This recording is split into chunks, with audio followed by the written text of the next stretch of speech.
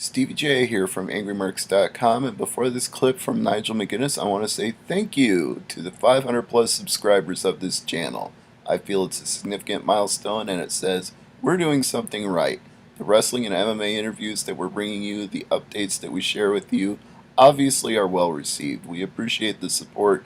Thank you for going with us on this journey. And now, without further ado, here's Nigel McGuinness talking about why the practice of blading and bleeding in pro wrestling needs to be done away with for good in 2013 and beyond. So, ladies and gentlemen, here's our friend Nigel McGuinness.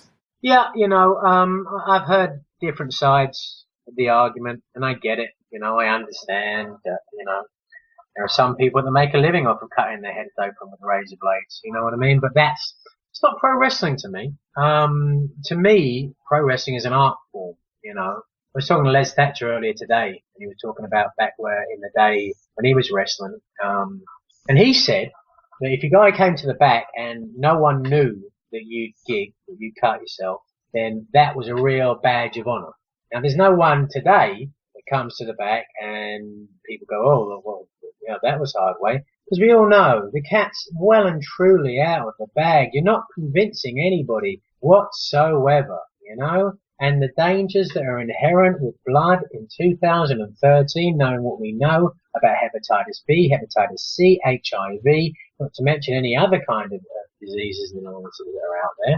It's just silly. It's just ridiculous. You know what I mean? But that's it. To each their own. I won't be on shows with it. I'll tell people who do it I don't think they should, and I disagree with it. But everyone's an adult and they can do what they want, As long as people are still willing to buy tickets to watch this or pay for DVDs to watch this, then people will continue to do it, unfortunately, because ultimately, people have got to pay their bills, So it really does come back to the fans, and as long as the fans continue to watch it, then people will ultimately continue to do it. That's the truth of the matter, and you can't change that. All I can do, and I feel I have an obligation to, is to, make my voice heard and say, because of what happened to me, I feel this way. I mean, I never liked it anyway. I always thought it was cheap and, an easy way to get a reaction from a crowd. And it wasn't the art form, as I said, no, you're not convincing anybody, and we've all seen the people. I don't even need to mention any names. We know it's as obvious as anything. It completely kills the illusion because you're seeing some guy scratch his head. I mean, it's absurd.